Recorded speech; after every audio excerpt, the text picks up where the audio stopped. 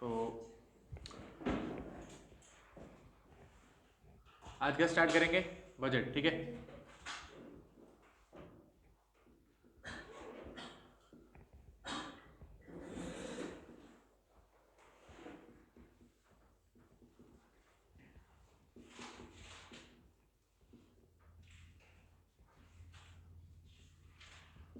हाँ तो बताओ।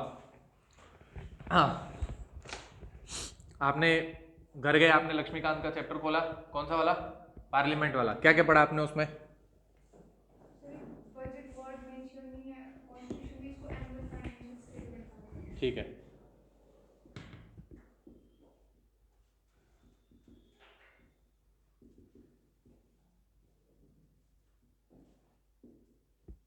और not mention in the constitution, पहली चीज लिख दी मैंने। और तो आर्टिकल 112 टू 117 जो है वो डील करता है फाइनेंशियल मैटर्स के साथ।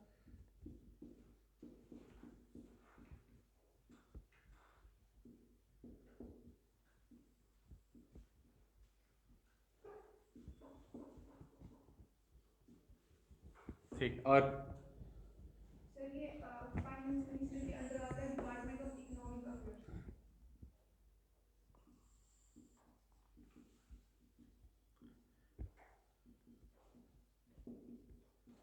अच्छा, और सर आर्टिकल 266 जिसमें हमें कंसोलिडेटेड फंड ऑफ इंडिया से पैसे अगर चाहिए तो हमें पार्लियामेंट का अप्रूवल चाहिए। क्या चीज़? आर्टिकल 266। चलो वो तो हम देखेंगे अभी थोड़ी देर में, अभी देखते हैं। और कोई चीज़ बताओ, और कोई चीज़। ये तो चलो मैं लिख रहा हूँ। आर्टिकल आपने क्या बोला? 266।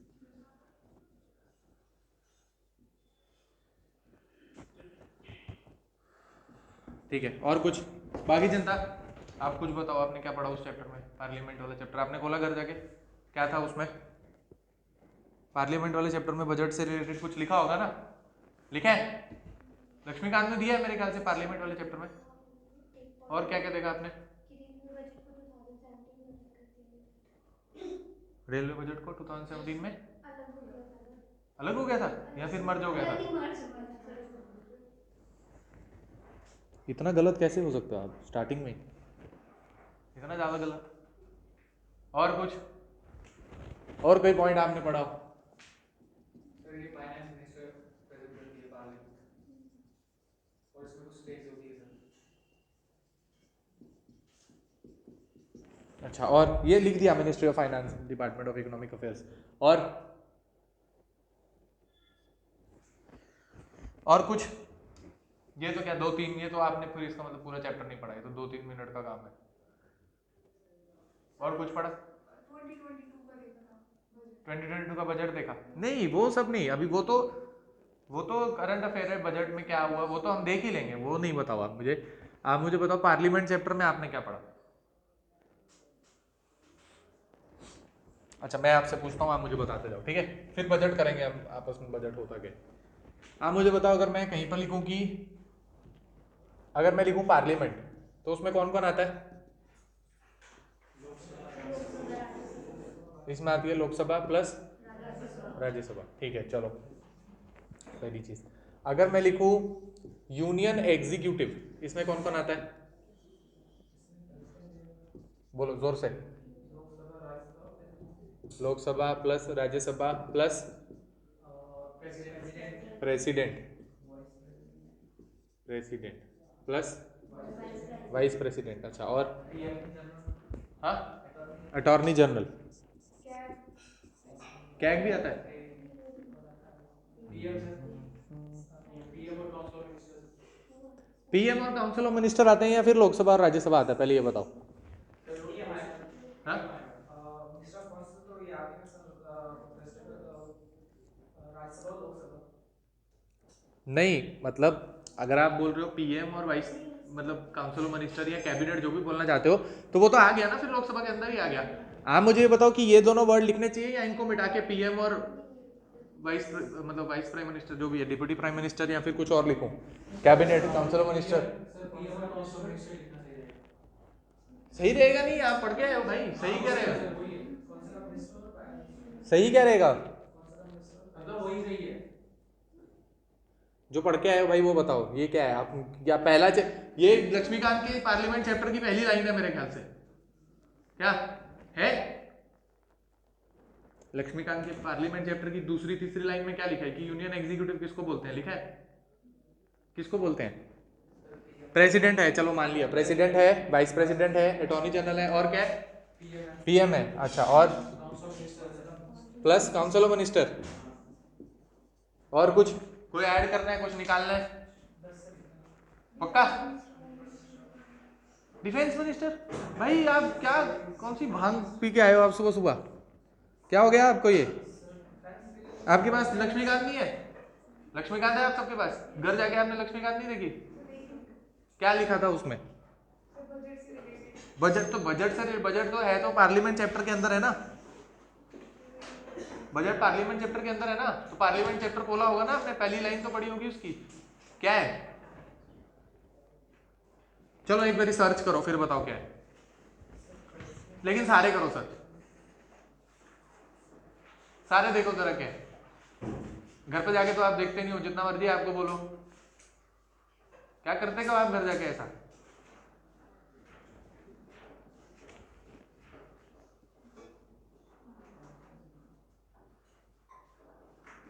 कौन कौन आता है यूनियन एग्जीक्यूटिव में? President, vice president, attorney general और prime minister, council of minister. और कोई चीज आता है? और कुछ दिखा रहा है आपको? और कुछ? पक्का यही सब है? पक्का सबने देख लिया? पीछे वाली जनता आप भी देखो।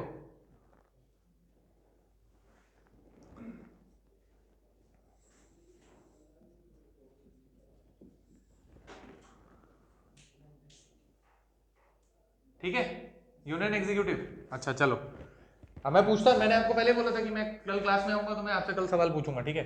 आप पढ़ के नहीं आए तो फिर ये लाइव क्लास में आपकी आज जो भी क्लास देखेगा उसकी तो खूब उसका एंटरटेनमेंट होने वाला है। क्या सर? रोस्टिंग फुल क्लास ऐसा करके नीचे मैं तो टाइटल डालूंगा आज, ठीक है?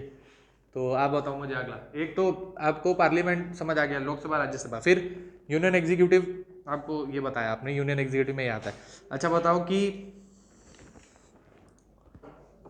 फिर उसके बाद आपने पढ़ा होगा कुछ कैबिनेट के बारे में, कैबिनेट और काउंसिल ऑफ मिनिस्टर, बताओ क्या फर्क है? कुछ तो बजट तक पहुंचने के लिए पहले आपको कुछ चीजें पता होनी चाहिए, ठीक है? पहले आप मुझे ये सब चीजें बताओ, कैबिनेट और काउंसिल ऑफ मिनिस्टर के बीच में क्या फर्क है? कैबिनेट जो है वो काउंसिल मिनिस्टर के पार्ट नहीं है, वो छोटा सा पार्ट है। मतलब ये इसका क्या है, सबसेट है? और वो कैबिनेट ज्यादा क्लोज है प्राइम मिनिस्टर के। ये ज्यादा क्लोज है किसके? Prime minister. प्राइम मिनिस्टर के। और ओके, कैबिनेट वर्ड जो है वो हमारे कॉन्स्टिट्यूशन में था नहीं, वो close to prime minister. Cabinet शब्द हमारे कॉन्स्टिट्यूशन में कॉन्स्टिट्यूशन में नहीं है, था नहीं, पहले कॉन्स्टिट्यूशन में नहीं था, फिर अमेंडमेंट आई थी कौन सी? 42 44th या 42nd? 44th। Yes. 44th में क्या लिखा था? 44th में कैबिनेट वर्ड को एंटर करवाया या फिर क्या करवाया? सर ये बोला था कि इमरजेंसी एक्ट नहीं लगा सकते हाँ, विदाउट कंसेंट ऑफ कैबिनेट। वो छोड़ दो, वो मेरे को बात आपकी समझ आ गई। ऐसा था कि कैबिनेट वर्ड ही नहीं था या फिर काउंसिल ऑफ मिनिस्टर भी वर्ड नहीं था, या फिर ऐसा था कि पहले काउंसिल ऑफ मिनिस्टर था तो उसको हटा के कैबिनेट किया, ऐसा बताओ। सर कैबिनेट पहले था ही नहीं। पहले कैबिनेट नहीं था, पहले क्या था?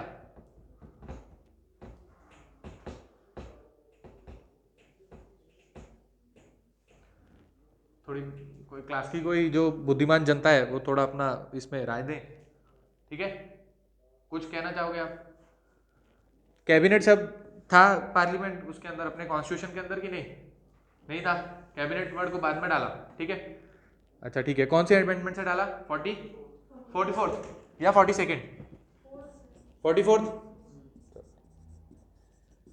ठीक है। उसमें क्या बोला फिर? 44th अमेंडमेंट कराई तो क्या बोला उसमें? इमरजेंसी वाला बोला। हाँ मतलब बोला क्या, लाइन बोलो ना पूरी। सर हिंदी में हाँ किसी भी बोलो, समझ आनी सर चाहिए। यही था ना कि इंदिरा गांधी जो है वो बार बार मतलब बिना इसके काउंसिल कैबिनेट के बिना ही जो है प्रेसिडेंट को बोलते थे कि इमरजेंसी लगा दो, इमरजेंसी लगा दो। ओके, तो फिर बाद में जब बीजेपी की सरकार आई थी, मतलब दूसरी सरकार आई थी, तो उन्होंने बोला बीजेपी नहीं, ऐसे नहीं बोलते हैं, बीजेपी किसी और की सरकार आई थी तो उन्होंने बोला कि जनता दल ऐसे बोलते हैं, जनता दल, ठीक है? हाँ उसमें बीजेपी एक पार्ट था बस, छोटा सा। हाँ बताओ। तो उन्होंने बोला कि ऐसा सही नहीं रहेगा, कैबिनेट को परमिशन होनी चाहिए कैबिनेट की। ओके तो उसके बाद से ही कैबिनेट शब्द आ गया कॉन्स्टिट्यूशन में। अच्छा, एक और चीज लिखी होगी ना, एक आर्टिकल नंबर 74 होता है, वो बताओ क्या होता है? आर्टिकल नंबर 74 होता है, वो क्या कहता है? There shall be a council of minister to aid and advise the president. There shall be a council of minister, है ना? There shall be a council of minister to Aid and advise the president. Aid and advise the president,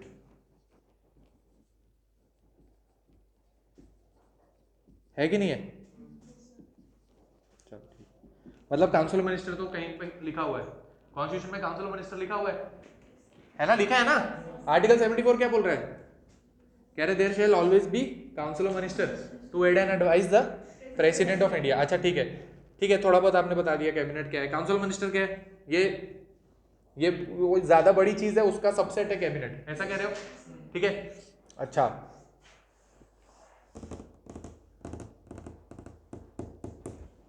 अच्छा ठीक है, चलो छोड़ो फिर। अच्छा ठीक है, कैबिनेट समझ आ गया आपको, COM समझ आ गया। एक और चीज लिखी होगी उसमें, ये वाली चीज, ये बताओ जरा। PMO, प्राइम मिनिस्टर्स ऑफिस, है ना? PMO लिखा होगा, PMO बताओ जरा, क्या पढ़ा आपने? PMO पता है आपको क्या होता है? Prime minister's office. PMO अलग से कोई चीज होती है, या फिर PMO कैबिनेट ही होता है, या फिर PMO काउंसिल मिनिस्टर ही होता है, या ये अलग से कोई चीज है, क्या है?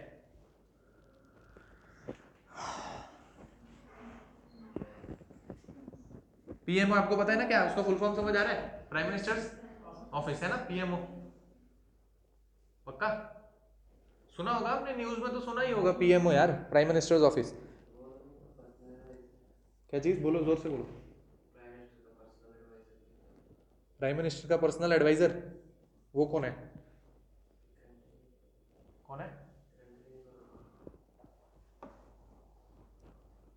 प्राइम मिनिस्टर का? कोई एडवाइजर होता है क्या? ये वो तो नहीं है कि जो 5-7 साल पहले बनते होते, कैबिनेट से भी छोटा एक पार्ट होता है, किचन कैबिनेट। किचन कैबिनेट नहीं बोलते उसको, किचन कैबिनेट किस चीज को बोलते हैं? यूके यूएस वाले को। किचन, अभी आपने यहाँ नाम ले लिया तो अभी तो फिर अब बताना पड़ेगा, तो बहुत धर्म संकट हो गया, आपने गलत ही बोल दिया एकदम। किचन कैबिनेट किस चीज को बोलते हैं? कैबिनेट का भी छोटा पार्ट। कैबिनेट का छोटा पार्ट होता है किचन कैबिनेट, ऐसा होता है?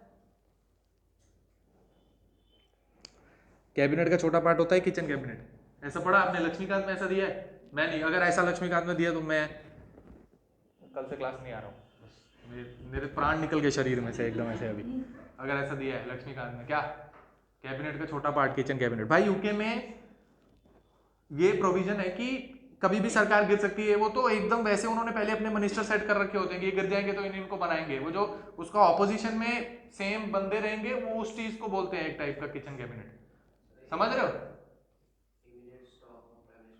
Immediate staff of prime minister, PMO। Immediate staff क्या होता है भाई? स्टाफ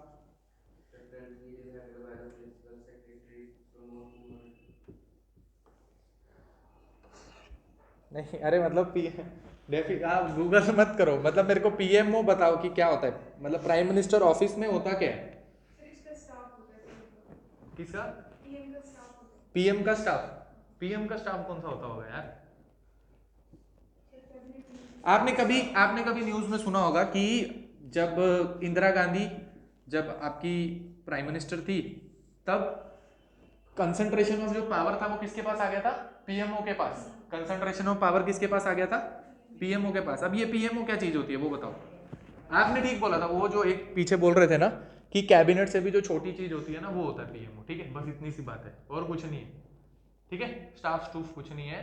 आप प्राइम मिनिस्टर ऑफिस है तो ऑफिस का नाम है, तो उसमें काम करने के लिए तो लोग होंगे। ठीक है, काम करने के लिए उसमें लोग होंगे, लेकिन अगर आपसे कोई पूछे इन जनरल कि भाई PMO क्या होता है, अगर आपसे कोई क्या पूछे PMO क्या होता है, तो आप क्या बोलोगे कि जैसे कैबिनेट में तो कुछ मिनिस्टर होते हैं जिनको आपके बोलते हो कैबिनेट रैंक के मिनिस्टर है ना? कुछ मिनिस्टर होते हैं जिनको आपके बोलते हो कैबिनेट रैंक के मिनिस्टर होते हैं। कुछ क्या होते हैं ऐसा इंडिपेंडेंट चार्ज। ठीक है, कुछ मिनिस्टर क्या होते होंगे? कुछ मिनिस्टर होते होंगे मिनिस्टर ऑफ स्टेट, और फिर उनका इंडिपेंडेंट चार्ज, ऐसा भी होता होगा। Minister of state for finance होता है, अभी देखता हूँ कितना आता है आपको। ठीक है, तो वैसे ही प्राइम मिनिस्टर ऑफिस जो होता है वो क्या होता है कि मानो इस कैबिनेट में तो बहुत सारे टाइप के मिनिस्टर है, लेकिन उससे भी छोटा सिर्फ डिफेंस या फिर फाइनेंस मिनिस्टर या फिर होम मिनिस्टर। ठीक है, वैसे जो 2-3 एकदम इंपॉर्टेंट बंदे होते हैं ना, उसको बोलते हैं प्राइम मिनिस्टर ऑफिस, ठीक है। एक दो बंदा सिर्फ जो प्राइम मिनिस्टर के आसपास रहता है, लेकिन मिनिस्टर होता है, स्टाफ नहीं, एडवाइजर भी नहीं, ठीक है। ना वो एडवाइजर है ना वो स्टाफ है। कहने का मतलब क्या, इंपॉर्टेंट पोजीशन है किसके पास, उन मिनिस्टर्स के पास जो कि उस पीएमओ के अंदर बैठते हैं, ठीक है, ठीक है। अच्छा ठीक है, पीएमओ समझ आ गया। अब मुझे आप ये बताओ कि और क्या है उस चैप्टर में, उस चैप्टर में और क्या चीज पढ़ी आपने अभी अभी? हाँ बस पहुंच गए मनी बिल के पास, आगे चलो। अगर आपने आज मुझे अच्छी definition they the money bill की तो फिर तो मजा ही आ जाएगा।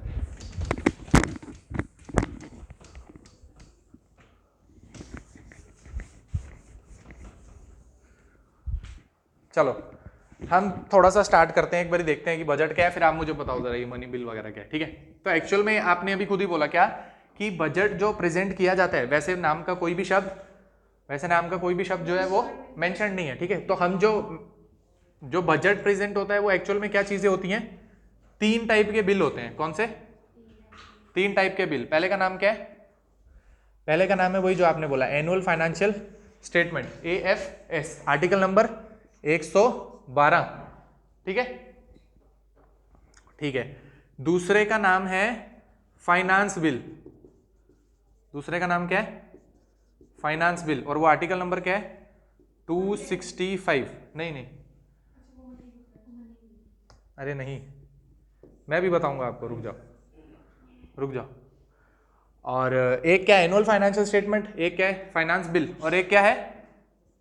Appropriation bill. एक क्या है? एप्रोप्रिएशन बिल, वो मेरे ख्याल से आर्टिकल 260 आर्टिकल 266 होता है, जो कि आपने यहाँ पे लिखा है अप्रूवल ऑफ द पार्लियामेंट, ठीक है। अच्छा, 3 टाइप, अगर आपको बजट प्रेजेंट करना है तो वहां पर आपको क्या करने पड़ते हैं? 3 टाइप के बिल रखने पड़ते हैं। सबसे पहले का नाम क्या होता है? Annual financial statement. सेकंड का नाम क्या होता है? Finance bill. और लास्ट का नाम क्या होता है? Appropriation bill. हाँ, अलग अलग टाइप के इनके नाम क्यों हैं? तो इनके अलग अलग टाइप के काम भी हैं। जैसे अलग अलग टाइप के नाम, वैसे अलग अलग टाइप के काम, ठीक है। अगर आपको कोई बोले कि एनुअल फाइनेंशियल स्टेटमेंट जो होती है वो क्या होती है, अगर आपसे कोई पूछे एनुअल फाइनेंशियल स्टेटमेंट तो वो क्या होती है, तो क्या बोलोगे आप?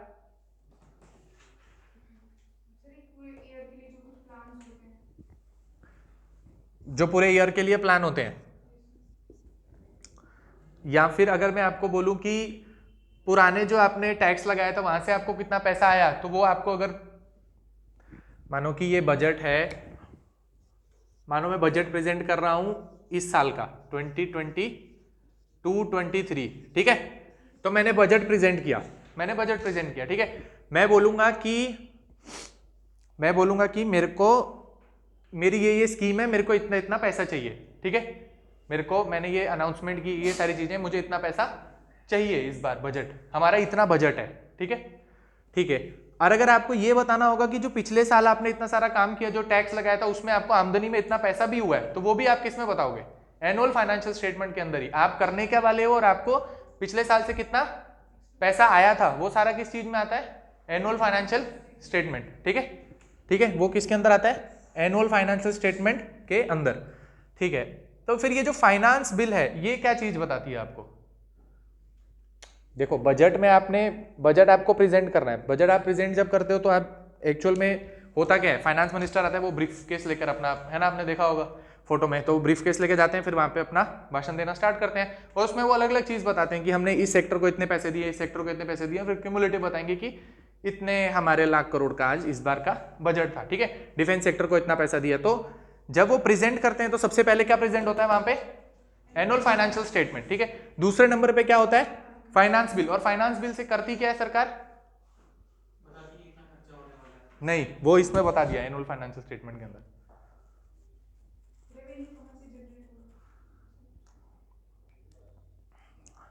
अच्छा, पहले मैं आपको ये बताता हूँ, तब तक आप मुझे बताओ कि एक फाइनेंस बिल और मनी बिल के अंदर क्या डिफरेंस होता है? एक फाइनेंस बिल और मनी बिल के अंदर क्या डिफरेंस है?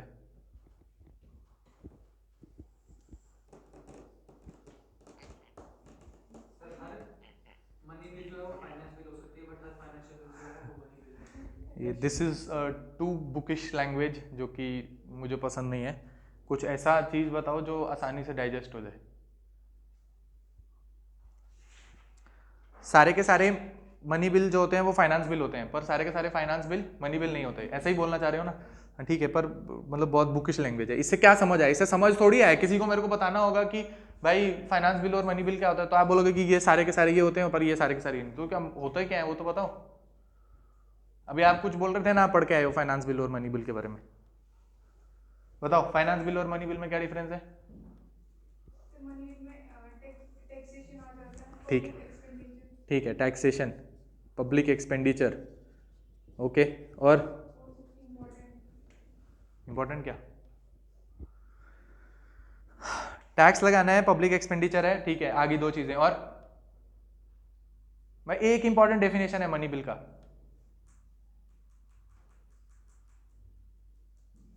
अच्छा, फाइनेंस बिल क्या है? थोड़ा सा ब्रेनस्टॉर्मिंग करनी पड़ेगी, क्लास खत्म होने वाली है। देखो 25 क्लासें हो गई, अब तो अलविदा कहने का टाइम है। तो लास्ट के जाते जाते आपको थोड़ा सा देखने पड़ेगा तैयारी कितनी हुई। 2 बिल होती है, फाइनेंस बिल, 2 बिल होती है। ओके। एक जो होती है वो राज्यसभा से भी हो सकती है, मतलब जैसे मनी बिल जो है ना वो राज्यसभा से नहीं ले सकते हम। हाँ ठीक है, अब कुछ एक कोई डिफरेंस आया, पता चला। क्या मनी बिल आप क्या कर सकते हो? सिर्फ हम लोकसभा से ही ले सकते हैं इसको। लोकसभा ओनली ले सकते हैं, मतलब can be introduced only in Lok Sabha, है ना? ठीक है, can be introduced in Lok Sabha only. और ये क्या है? बोथ, ऐसा है। अच्छा, और कोई डिफरेंस? एक डिफरेंस तो आपने अच्छा बता दिया। चलो, मनी बिल क्या है? Can be introduced only in Lok Sabha. और फाइनेंस बिल जो है, मनी बिल में जो है बोलो बोलो। प्रायर रिकमेंडेशन चाहिए प्रेसिडेंट की, मनी बिल इंट्रोड्यूस करने के लिए प्रायर रिकमेंडेशन प्रायर रिकमेंडेशन चाहिए प्रेसिडेंट की। पक्का है ऐसा? पक्का है ऐसा? पक्का है ऐसा? मेरे ख्याल से तो है ना ऐसा। मनी बिल इंट्रोड्यूस करने के लिए प्रायर रिकमेंडेशन चाहिए किसका? प्रेसिडेंट का। चलो ठीक है, आगे समझ। और कोई चीज? सर मनी बिल में जो है स्पीकर का ठप्पा लगना चाहिए पहले कि हाँ ये मनी बिल है।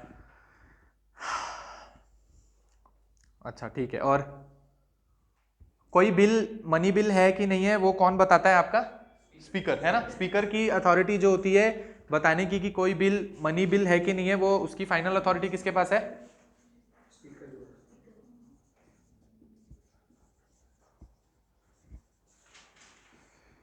Final authority speaker. राज्यसभा का चेयरमैन के पास हो सकती है इसकी फाइनल अथॉरिटी। क्यों? हाँ इंट्रोड्यूस नहीं होगा। हाँ, है ना, वहां इंट्रोड्यूस नहीं होगा। नहीं कर सकते राज्यसभा में, क्या चीज? रिजेक्ट नहीं कर सकते फाइनेंस सॉरी मनी क्या नहीं कर सकते? रिजेक्ट। अच्छा ठीक है, ठीक है। अगर लोकसभा से मनी बिल पास हो गया, स्पीकर ने बोल दिया कि ये मनी बिल है, ठीक है, फिर उसके बाद क्या होता है? वो कहां जाता है? राज्यसभा में जाता है। राज्यसभा क्या करता है? उसका डिस्कस करता है। कितने दिन का टाइम होता है? 14 डेज का टाइम होता है ना? चलो लिखते हैं यहाँ पे 14 डेज टाइम। फिर उसमें वो अपनी कोई रिकमेंडेशन दे सकता है, बोलता है कि मेरे को ये चीज पसंद नहीं आई, आप इसको हटा दो, ये सारी चीजें करो। तो फिर उसके बाद वो रिकमेंडेशंस के साथ वो सारी चीजें वापस लोकसभा में जाती हैं, ठीक है। वहां क्या होता है? माननी होगी तो मान लेंगे, नहीं माननी होगी तो नहीं मानेंगे, ठीक है। चलो एक और पॉइंट। एक और चीज है कि इसमें जॉइंट सीटिंग नहीं होती है। मनी बिल में जॉइंट सीटिंग नहीं होती? अच्छा, किस में होती है जॉइंट सीटिंग?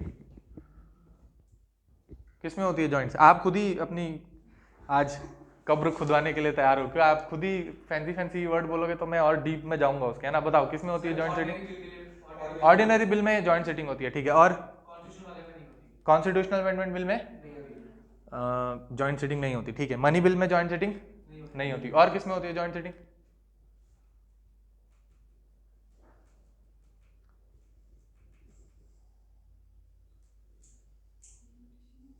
और किस में होती है जॉइंट सीटिंग? ये तो बजट जो पार्ट होता है ना, वो एक्चुअल में पार्ट आपका इकोनॉमिक्स मतलब पॉलिटी का पार्ट है ना? बजट किसका पार्ट होता है? पॉलिटिक्स का पार्ट है, ठीक है।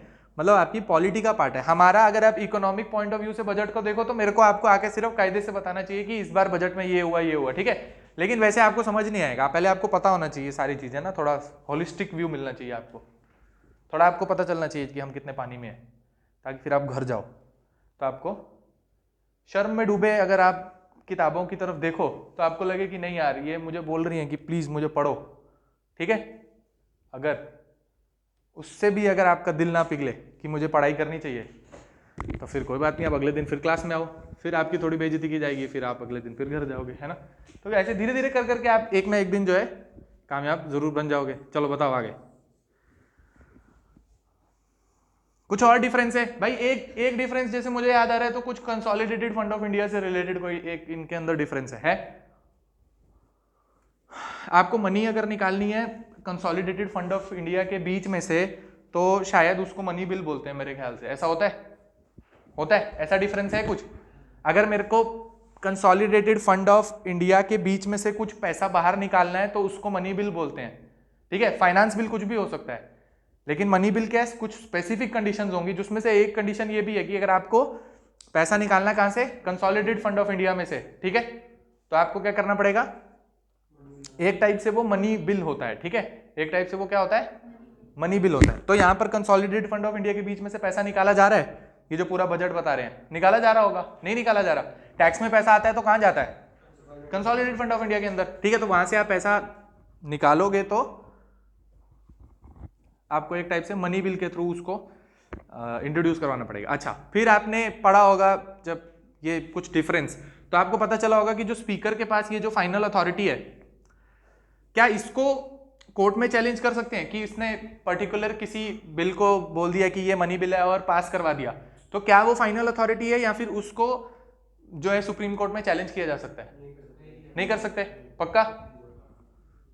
ये कितनी पुरानी न्यूज है पहले बताओ, कहां देखा आपने ये? लक्ष्मीकांत में लिखा है? चलो आप मुझे कल बताना, ठीक है। आप इसको गूगल पे सर्च करना, मतलब आप कुछ लेटेस्ट इसका सुप्रीम कोर्ट का कोई जजमेंट मुझे बताना इसमें, ठीक है, कि कर सकते हैं कि नहीं कर सकते, ठीक है, ठीक है। बात समझ आई क्या चीज पूछ रहा हूं मैं? आप घर पे जाना, गूगल सर्च करना और लेटेस्ट जो कोई सुप्रीम कोर्ट ने रिकमेंडेशन दी है कि speaker is the final authority to decide whether the particular bill is a money bill और नॉट, ठीक है, वो उस पर जुडिशियल रिव्यू लिया जा सकता है या फिर नहीं लिया जा सकता। अच्छा, ऐसा क्यों बोला जा रहा है? क्योंकि आपने देखा होगा कुछ कंट्रोवर्सी बताओ कहीं पर जहां पर मनी बिल में कुछ और चीजों को घुसा के उसको पास करवाने की कोशिश की हो, आधार कार्ड वाला, है ना। तो आपको पता होगा, आपने पढ़ा है, क्या है वो, आधार कार्ड कंट्रोवर्सी, ठीक है। और ठीक है, एक चीज तो समझ आती है कि कुछ ऐसी कंडीशन, मतलब कुछ ऐसे चीजें जो सरकार चाहती है कि हम मनी बिल के थ्रू पास करवा दें, उसमें से एक चीज थी कौन सी, आधार बिल। और ऑपोजिशन को क्या इसमें दिक्कत थी कि आधार जो है उसका तो कोई लेना देना नहीं है, वो मनी बिल की किसी भी डेफिनेशन के अंदर फिट नहीं होता है, यही था ना, ठीक है। पर फिर सरकार ने उसके अगेंस्ट क्या तर्क दिया कि हाँ, वो सारी चीजें बोली तो वो पूरा हमको पैसा निकाल के डालना पड़ेगा, और वो उसको कहीं ना कहीं मनी से रिलेटेड करके उन्होंने मनी बिल के थ्रू पास करवा दिया। ऐसे करवाने से, ऐसा सरकार क्यों करवाती है, किसी चीज को वो मनी बिल के अंदर क्यों डाल के पास करवाती है?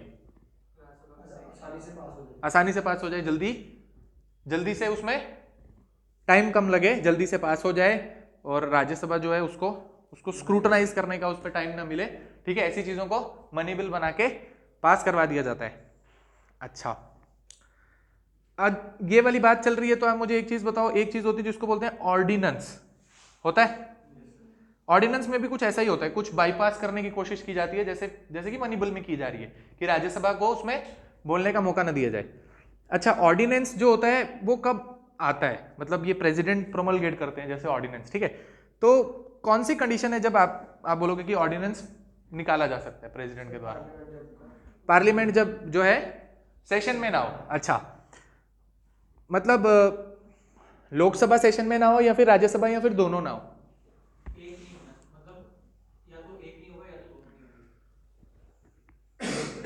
या तो एक नहीं होगा या तो मतलब कोई भी एक नहीं होगा तो पास करवा सकते हैं। मानो कि अगर लोकसभा सेशन में नहीं है और कोई चीज अर्जेंटली पास करवानी है तो फिर ऑर्डिनेंस के थ्रू प्रेसिडेंट उसको पास करता है। अच्छा ठीक है, मान लिया ऑर्डिनेंस के थ्रू प्रेसिडेंट ने उसको पास करवा दिया, फिर मानो कि नेक्स्ट सिटिंग आ गई, नेक्स्ट सेशन आ गया, तो फिर क्या होता है? 6 months के अंदर वो डिस्कशन होती है, डिस्कशन या फिर पास या फिर क्या? पास करवाना होता है तो अपने आप ही वो बोथ हाउसेस से, जी बोथ हाउसेस से 6 महीने के अंदर, 6 महीने नहीं होता शायद, 6 वीक होता है। 6 वीक।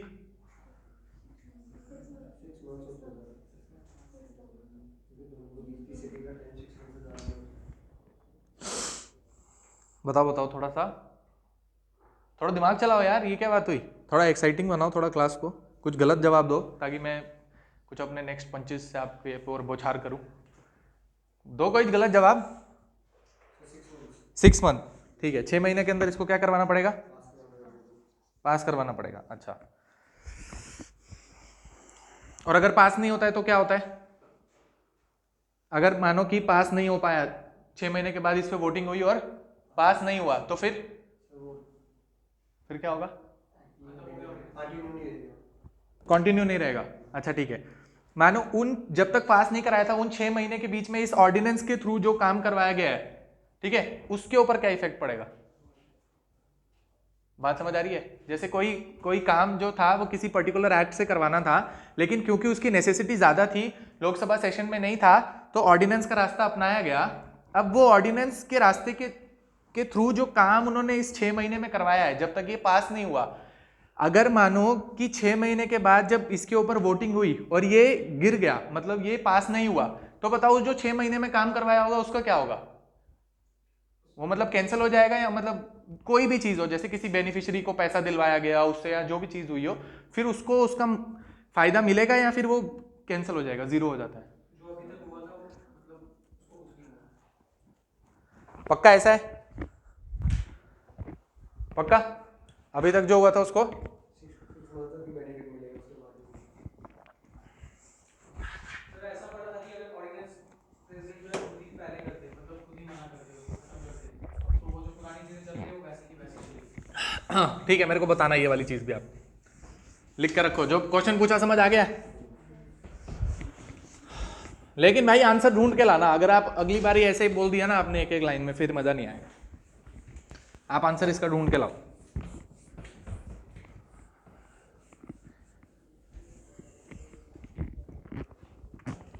ठीक है, ठीक है, यहां तक समझ आ गया? तो बात किसकी चल रही थी? सेकंड, एक बिल तो हमने पास करवा दिया, कौन सा? Annual financial statement. उसके अंदर क्या लिखा था? उसके अंदर क्या लिखा था? एनुअल फाइनेंशियल स्टेटमेंट के अंदर क्या था? कितना पैसा आया और आगे वाले टाइम पे हम स्कीम सब्सिडी पे कितना पैसा लगवाने वाले हैं। सेकंड चीज क्या थी? फाइनेंस बिल जो आपने डाला, और फाइनेंस बिल के थ्रू आप क्या करते हो?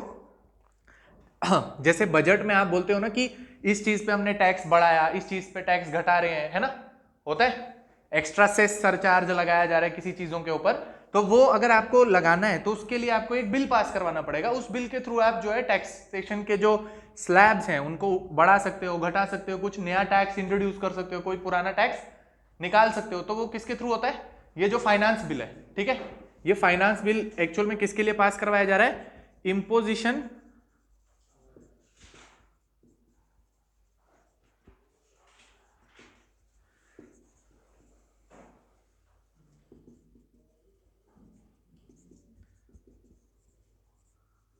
ठीक है, कोई नया टैक्स इंट्रोड्यूस करवाया जा रहा है। अब मैं बोलूं आज के टाइम पे नया बजट आया और मैं बोलूं कि अब से इंपोजिशन, एबोलिशन, डिक्रीजिंग टैक्स के स्लैब, टैक्स के स्लैब को डिक्रीज करवाया जाए, इंक्रीजिंग।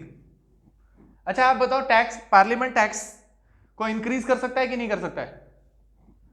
पार्लियामेंट जो है वो किसी टैक्स को इंक्रीज कर सकता है कि नहीं कर सकता है? पार्लियामेंट बजट के दौरान किसी टैक्स को इंक्रीज कर सकता है या नहीं कर सकता? कर सकता है। डिक्रीज कर सकता है? डिक्रीज कर सकता है। इंक्रीज कर सकता है?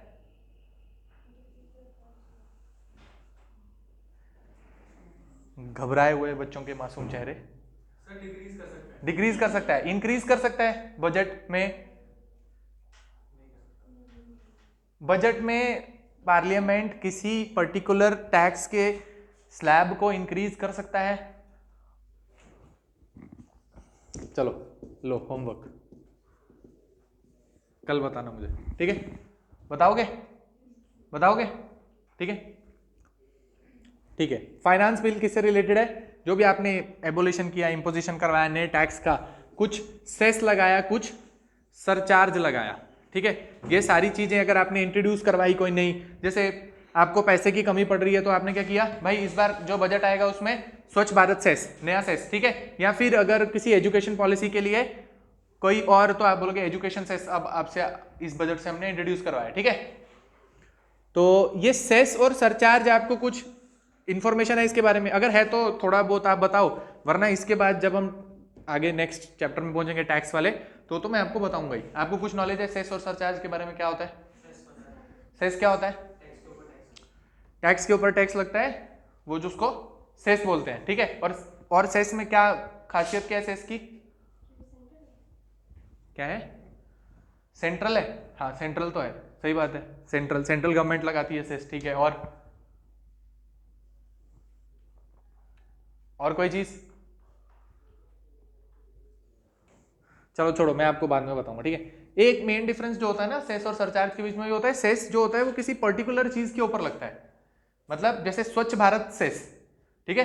या फिर जैसे एजुकेशन सेस, ठीक है? या फिर आप बहुत ज्यादा प्रदूषण कर रहे हो, ठीक है? आपकी गाड़ी 15 साल से पुरानी है, वो बहुत ज्यादा पॉल्यूशन करती है, उसमें से ज्यादा धुआं निकलता है, ठीक है? तो अगर आप पुरानी गाड़ी अभी तक चलाते रहोगे तो आपको बोलेंगे आपके ऊपर कुछ पॉल्यूशन के आप ज्यादा लगाते हो, तो उसका सेस, ठीक है? तो जो आप ये गाड़ी यूज कर रहे हो, क्योंकि आप ये गाड़ी यूज कर रहे हो तो इतना आपके ऊपर टैक्स ज्यादा लगेगा, उसको हम फिर कहीं पर और जो है रिन्यूएबल एनर्जी में वो सारा पैसा जोड़ के उससे कोई और काम करवाएंगे, ताकि ये कार्बन इमिशन वगैरह जो है उसको कम किया जा सके, ठीक है? तो ऐसा किसी पर्टिकुलर चीज के ऊपर लगने वाले टैक्स को बोलते हैं सेस, और सरचार्ज तो वो तो अलग ही चीज होगी, ठीक है? ठीक है, फाइनेंस बिल समझ आ गया। और लास्ट चीज क्या बोली मैंने आपको? Appropriation bill. अच्छा, इसका क्या काम है? एप्रोप्रिएशन बिल, इसका काम क्या है? Article number 266 appropriation bill. ये एप्रोप्रिएशन बिल क्या करता है? पार्लियामेंट को एक बिल प्रेजेंट करना पड़ता है कि हमें पैसा चाहिए, कहां से?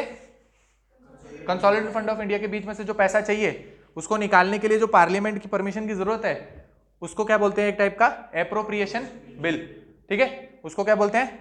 Appropriation bill. इसका आर्टिकल बता रहे थे 22 पे देखा था मैंने 114 क्लॉज 114 क्लॉज एप्रोप्रिएशन बिल का।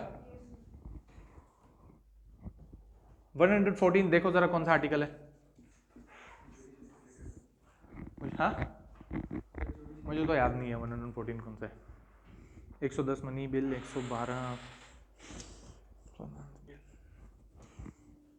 देखो जरा 114 थर्ड क्लॉज कौन सा है?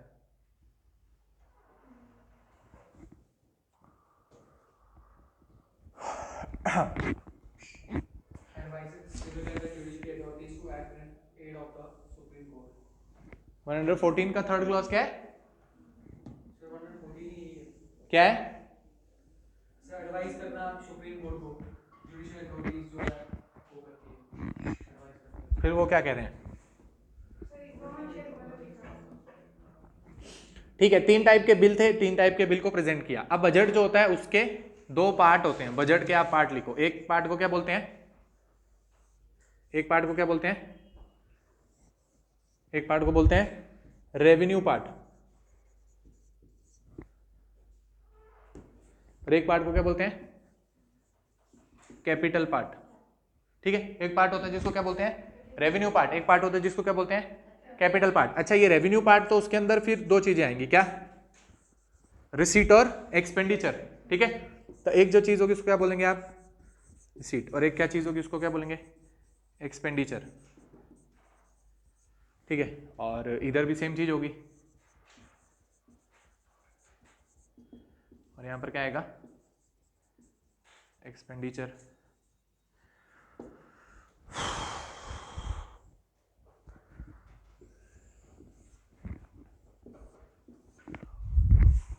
अभी इसको भी शायद अगर आप तोड़ोगे तो ऐसा आ जाएगा टैक्स और नॉन टैक्स, टैक्स और नॉन टैक्स, ठीक है। और टैक्स के अंदर अगर आप जाओगे तो एक क्या आएगा, डायरेक्ट टैक्स, है ना, और यहाँ पे आओगे तो क्या आएगा, इनडायरेक्ट टैक्स, ठीक है। और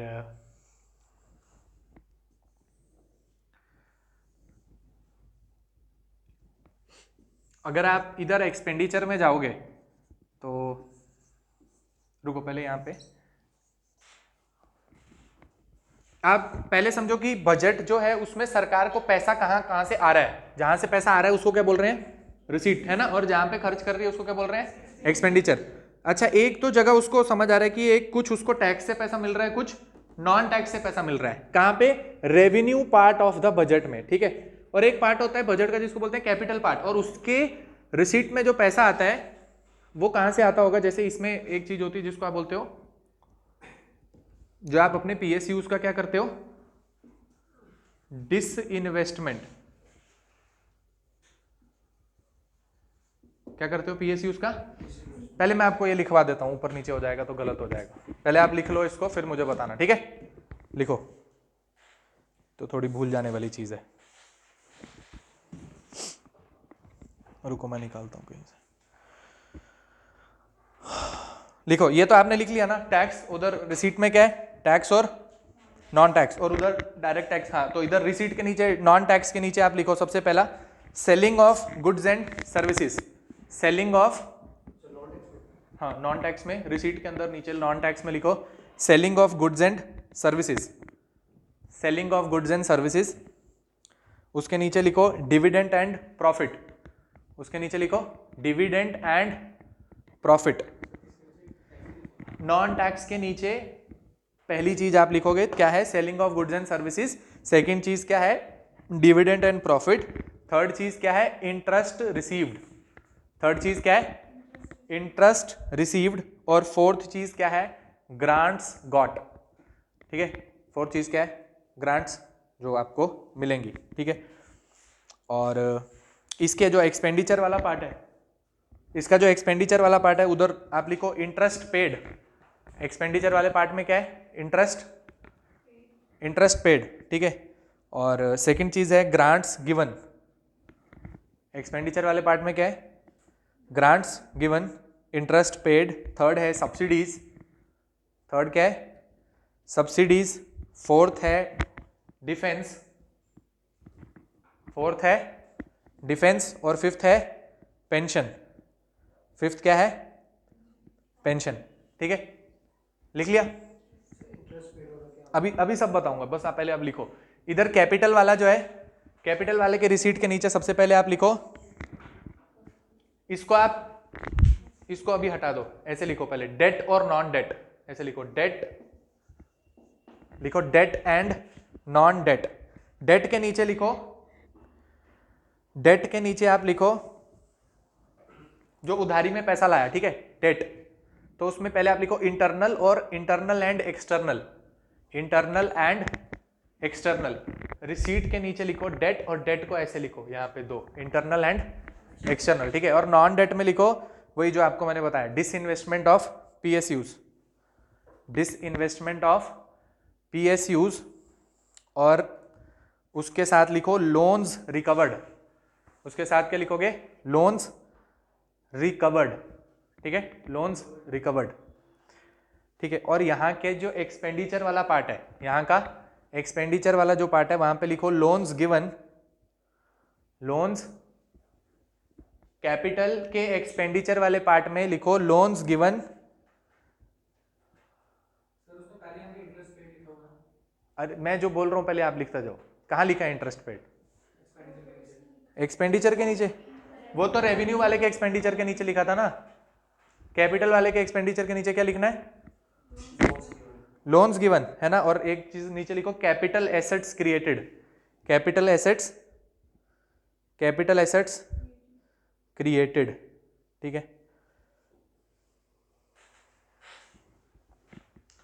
तो अब मैं आपको बोलता हूं, मुझे बताओ, मैं लिखता हूं क्या था नॉन टैक्स के अंदर, क्या था, selling of goods and services, selling of goods and services, अच्छा next, dividend and profit, dividend and profit. Next interest received, interest received. अच्छा और खत्म। ग्रांट्स ग्रांट्स गॉट, ठीक है। और इसके एक्सपेंडिचर में interest paid, interest paid, interest paid और ग्रांट्स, ग्रांट्स। आगे सब्सिडीज, ग्रांट्स मतलब सिर्फ ग्रांट्स लिखा है, received, grants given, grants given. अच्छा और सर्विसेज, सब्सिडीज, डिफेंस और पेंशन, ठीक है। अच्छा इधर डेट और नॉन डेट, डेट के अंदर क्या था, इंटरनल और एक्सटर्नल, और यहाँ पर और क्या था, डिसइन्वेस्टमेंट, है ना। ऐसी में ही होगा ना डिस। अरे कैसे रिसीप्ट में पैसा डिसइन्वेस्टमेंट करोगे तभी तो पैसा आएगा ना रिसीट के अंदर। डेट में sir internal external non debt में है, हाँ वही मतलब ये हो गया ना, डेट खत्म हो गया इतना, डेट इतना खत्म हो गया। नॉन डेट,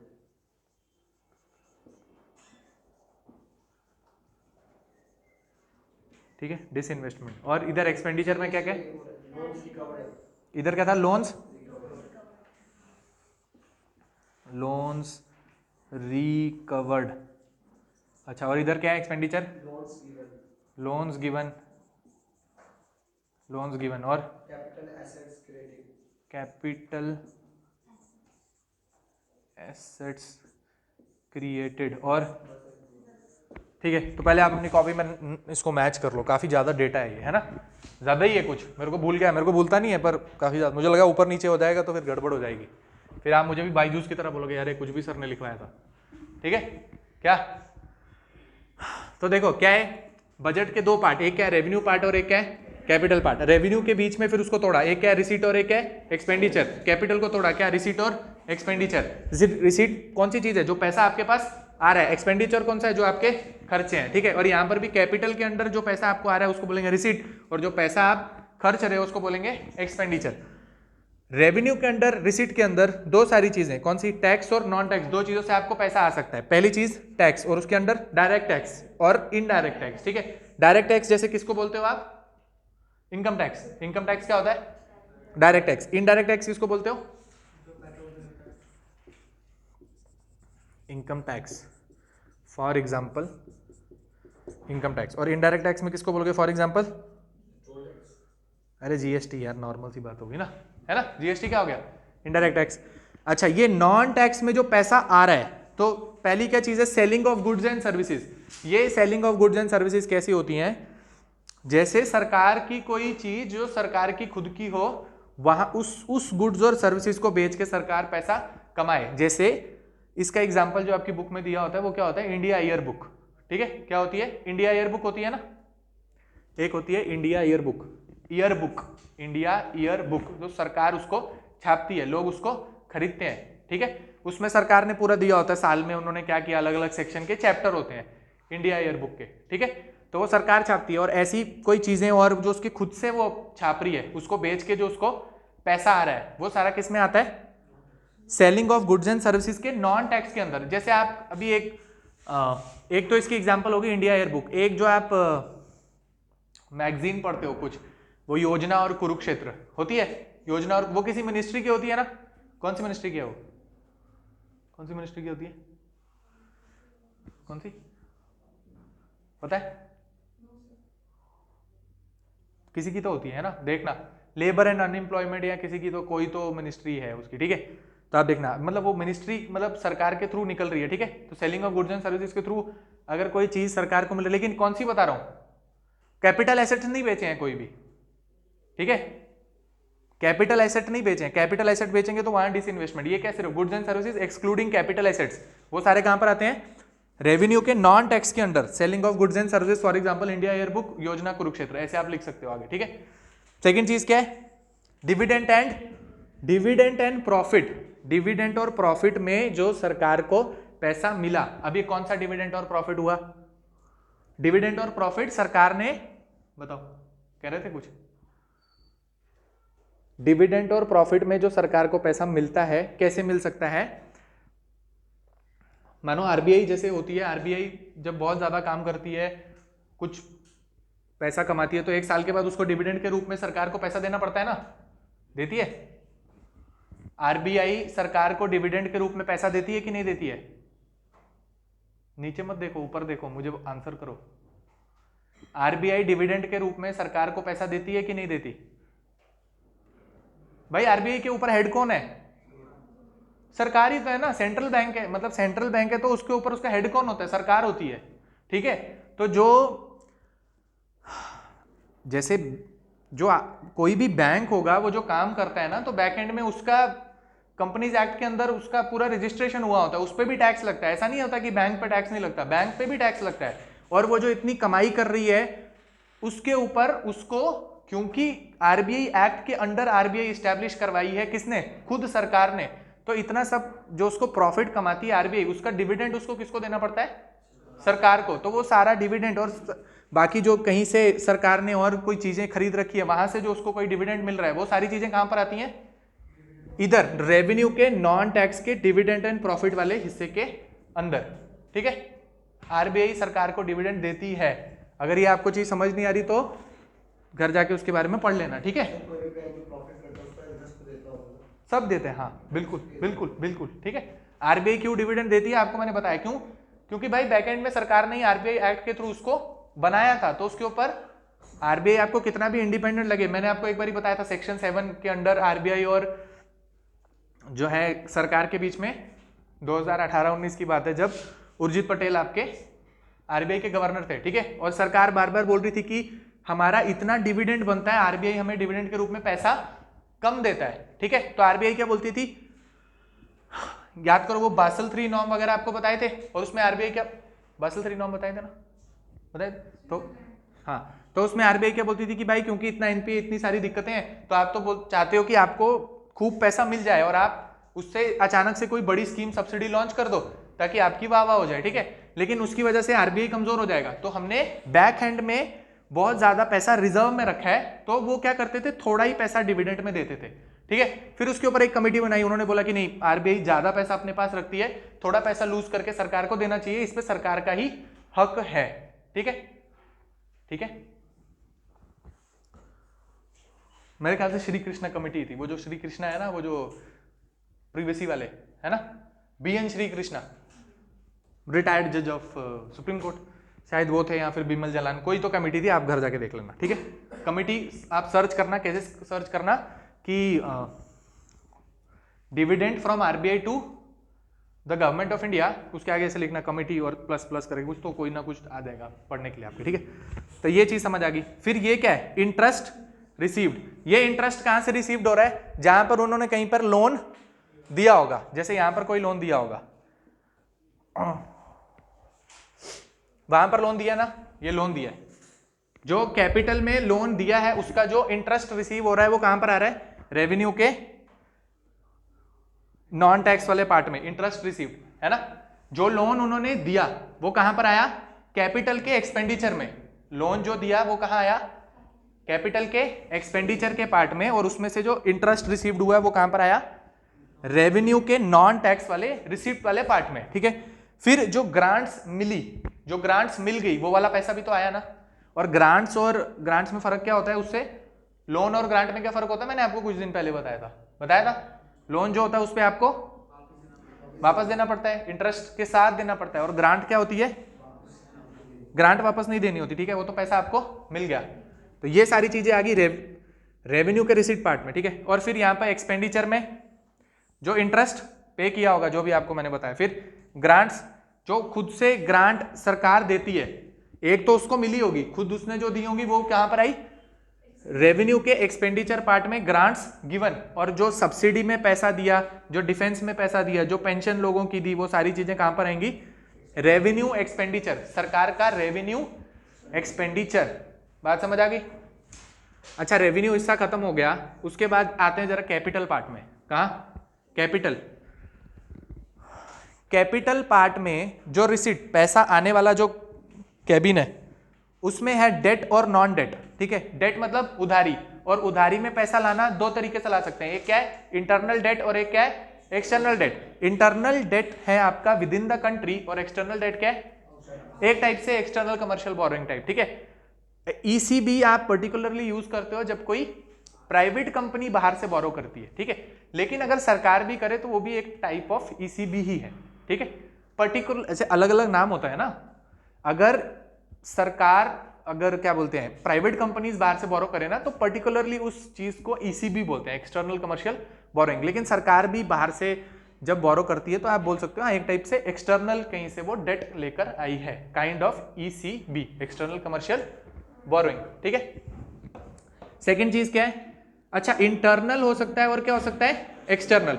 आप बताओ सरकार के कैपिटल रिसीट में डेट वाले पोर्शन में इंटरनल डेट ज्यादा होगा या एक्सटर्नल डेट? इंटरनल डेट ज्यादा होगा या एक्सटर्नल डेट? बताओ। नहीं, इंटरनल डेट ज्यादा होगा, ठीक है, लिख लो। फैक्चुअल डेटा है, सरकार का जो इंटरनल डेट होता है वो ज्यादा होता है किससे? एक्सटर्नल डेट से, ठीक है। 2022 के बजट में कितना है क्या है वो तो अभी मैं आपको ग्राफ के थ्रू बताऊंगा जब बजट में पहुंचेंगे, ठीक है। फाइनल जब बजट देखेंगे इस साल का तब देखेंगे लेटेस्ट डेटा क्या है उसका, ठीक है। तो यहां पर क्या बता रहे हैं, डेट और इंटरनल एक्सटर्नल, उसमें internal debt is always greater than the external debt. फिर नॉन डेट में डिसइन्वेस्टमेंट और लोन्स रिकवर्ड, डिसइन्वेस्टमेंट्स और लोन रिकवर्ड। अच्छा बात समझो, डिसइन्वेस्टमेंट की किसकी? पब्लिक सेक्टर अंडरटेकिंग की। तो वो क्या होता है एक टाइप का, वो सरकार की कैपिटल इन्वेस्टमेंट थी, वो सरकार की क्या थी? Capital investment. कैसे समझ आएगी आपको, ये जो है ना एक्सपेंडिचर में कैपिटल एसेट्स है ना, तो पीएसयूज क्या होते हैं सरकार के? Capital expenditure. कुछ उन्होंने पैसा खड़ा करके कोई इंफ्रास्ट्रक्चर जैसी कोई चीज जिसको बनाते हैं ना उसको बोलते हैं कैपिटल एक्सपेंडिचर करना, ठीक है। तो किसी अगर आप कैपिटल एसेट को डिसइन्वेस्ट करोगे तो वहां से डिसइन्वेस्टमेंट के थ्रू जो पैसा आएगा वो कैपिटल के रिसीट के अंदर नॉन डेट वाले के अंदर आपको पैसा रिसीव होगा। बात समझ आई, ठीक है।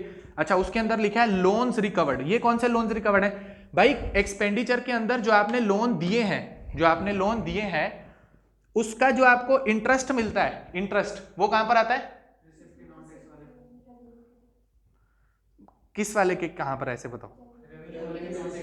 एक्सपेंडिचर में जो आपने लोन दिया उसका जो इंटरेस्ट मिला वो रेवेन्यू के नॉन टैक्स के अंदर आया, ठीक है। लेकिन जो खुद की प्रिंसिपल अमाउंट थी वो कहां पर आती है? कैपिटल के रिसीट के अंदर। जो पूरी लोन आपका रिकवर हुआ प्रिंसिपल अमाउंट वो कहां आएगी? यहां पे, जबकि उसका इंटरेस्ट कहां आएगा? रेवेन्यू के नॉन टैक्स के अंदर। और फिर वहां एक्सपेंडिचर में आपको समझ आ गया क्या? लोन्स गिवन, वो यहां लोन रिकवर्ड में आ गए। फिर कैपिटल एसेट्स क्रिएटेड, जिसका डिसइन्वेस्टमेंट हुआ तो यहां रिसीट में पैसा आया। बात समझ आई? पक्का याद हो गया? एक बार देखो इसको।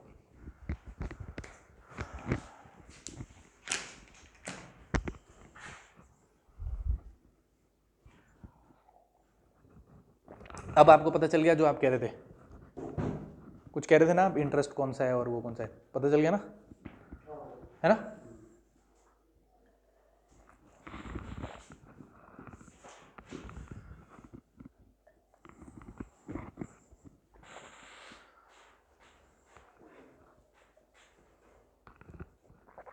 कोई डाउट आपको यहाँ पे?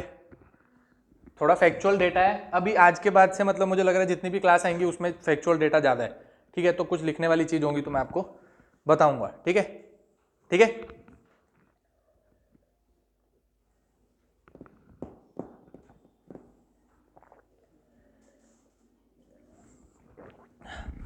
हाँ, वापस से बोर्ड की तरफ देखो, जल्दी बोर्ड की तरफ देखो। आपसे कोई पूछे बजट क्या चीज़ है, आप क्या बोलोगे? बजट क्या होता है?